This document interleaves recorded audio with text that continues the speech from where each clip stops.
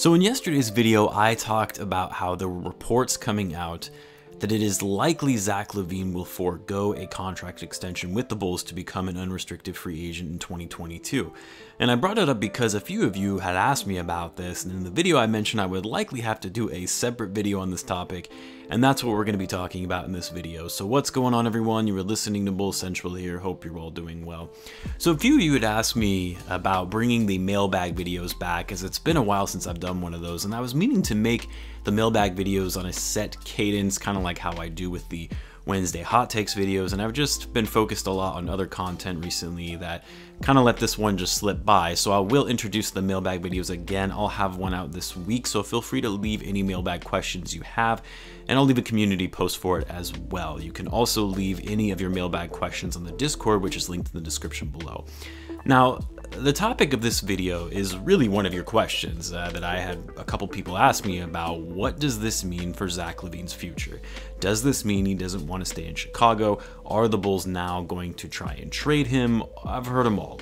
Now, what I don't like about this type of reporting, which this came actually from a reputable source, a news outlet that I have a great deal of respect for in NBC Sports, and it wasn't NBC Sports Chicago, but actually NBC Sports National. But the reason I don't like this type of reporting is because this isn't news. First of all, this was always expected, especially after Lavine started having a breakout season and being selected as an all-star, in that he was likely going to hold off on talks for an extension to become a free agent in 2022 so he could have more money and be eligible for a max contract extension with the Bulls. But on top of that, it's just so convenient that they came out with this quote-unquote news that was always going to be the case around the time when the Bulls started struggling. Lavine goes into the health and safety protocol just to make this article a little more click-worthy and gossipy to get people to bite on. And I know you're probably thinking, well, aren't you kind of talking about the same thing? You're creating a video on this topic and giving this report more attention than it probably deserves, which is fair, but I also wanted to do for this video is explain a little bit more what exactly it means for Zach Lavine withholding a contract extension this offseason, as there's a misconception from fans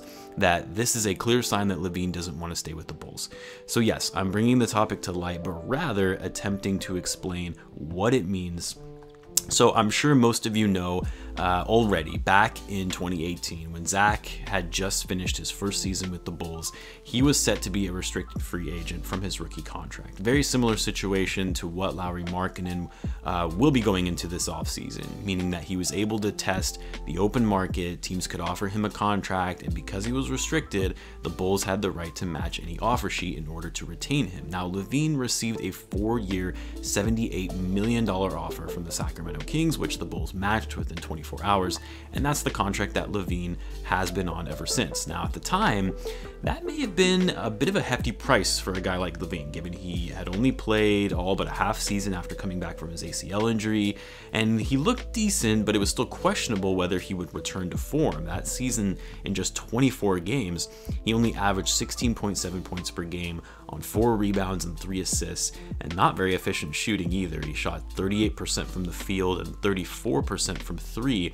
And I even remember at that time, man, I don't know if that was the best decision for the Bulls, especially because it came from the Kings, which the Kings have been notorious for throwing out bad contracts and just making dumb decisions in general. That's why they have the longest playoff drought in the league. But the Bulls matched, and you compare it to the level of production that we see from Lavine today, and that contract now looks like an absolute steal.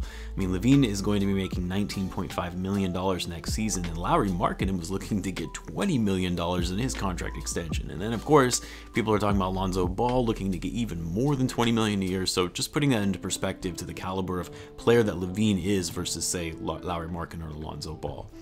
Now, next year is the last year of his contract, but the Bulls and Zach's agent do have an option of renegotiating and discussing a contract extension for a longer term with more money this offseason. Very common for teams to want to do to ensure they're able to hold on to their player. and not having them hit the open market.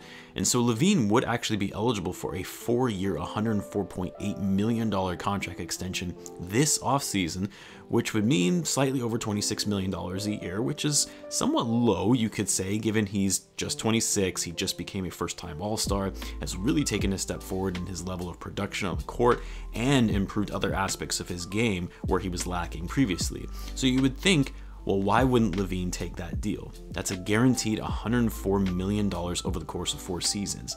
Well, the reason is Lavine would be eligible for a lot more if he were to hold out until he becomes a free agent the following season. He would be worth much more in terms of a much more lucrative 5-year max contract that could potentially be in the range of $150 million or slightly higher. That's a lot of money to leave on the table if you're Zach Lavine. So that's why he's unlikely to agree to an extension. It doesn't mean that he's not interested in staying in Chicago and looking to bounce next offseason when he becomes a free agent.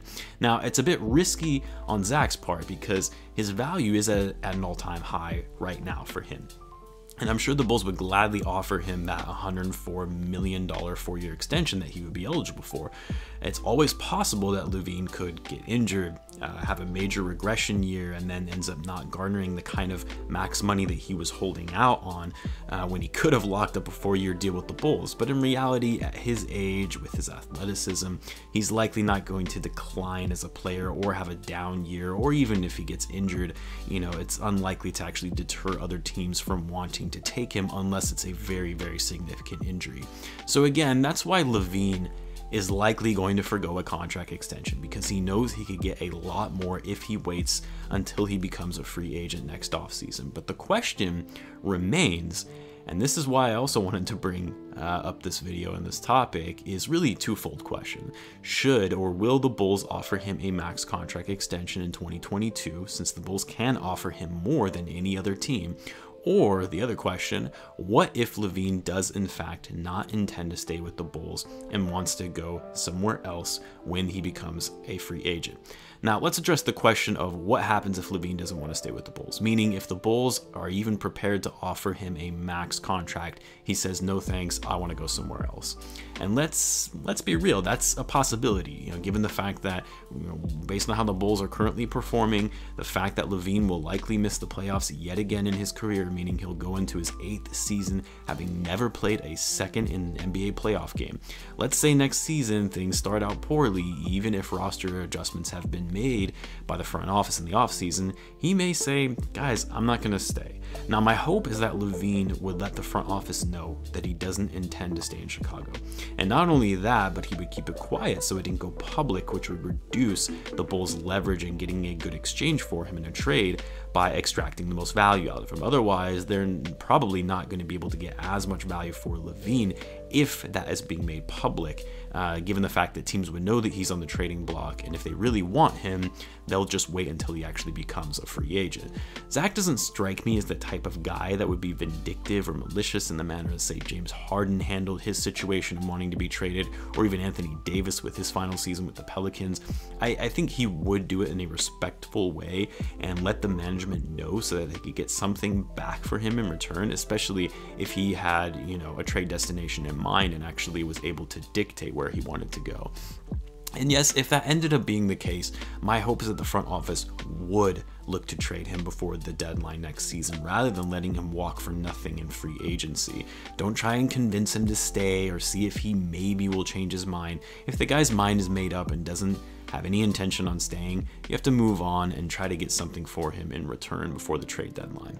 Then finally, the first question, the harder question, should the Bulls offer Zach Lavine the max? Or I guess the better question is, will they in fact offer him the max? Now, without you guys calling me a Zach hater, I'm going to try and view this as objectively as possible.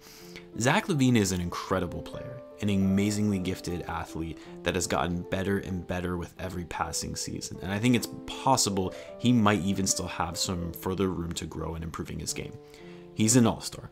My only question is, can all of that talent that Zach possesses translate to winning? Because we say it a lot, well, Zach just doesn't have the help needed around him to start winning. Zach has to take over because he's the only guy on this team. Well, last time I checked, the Bulls got an all-star big man to put alongside him. He's got savvy veterans with great IQ on the court, up-and-coming young talent. In a way, we might have to take a step back and say, this guy is an incredible player, but is he a superstar? Is he a player you want to build this team around? Is he a #1 option, a go-to guy on a championship team? Does he have the it factor to close out games? And if you find yourself saying no to more of these questions than yes, then I don't know. It's tough to say whether you should offer him a max contract.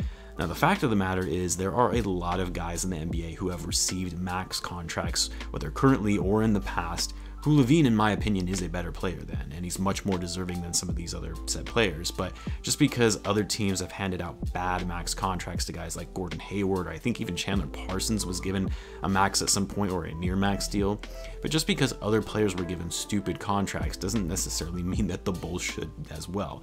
To be honest, I go back and forth on this question all the time. At times I find myself saying yes, Lavine is worth a max contract and the Bulls should offer him a max deal when he becomes a free agent, to then saying, I don't know, lately he's kind of been, showing that he hasn't really been making his teammates better. He turns the ball over late in game. He takes some bad shots late in game. But by giving him a max contract, you're committed to this guy long-term as the centerpiece of the franchise. Is Lavine that guy? So anyway, I go back and forth on this question a lot. I know that this was a pretty long video and I kind of strayed from the initial topic at hand. So I want to know what you guys think. Do you think Zach Lavine is worth a max contract? Let me know why or why not. And then, do you also think Lavine would even want to stay with the Bulls if they do offer him the max? Let me know in the comments. Be sure to subscribe, guys, if you're a Bulls fan, as I do post daily Bulls content. Thanks again, as always, for tuning in. I appreciate you guys, and I will catch you in the next one.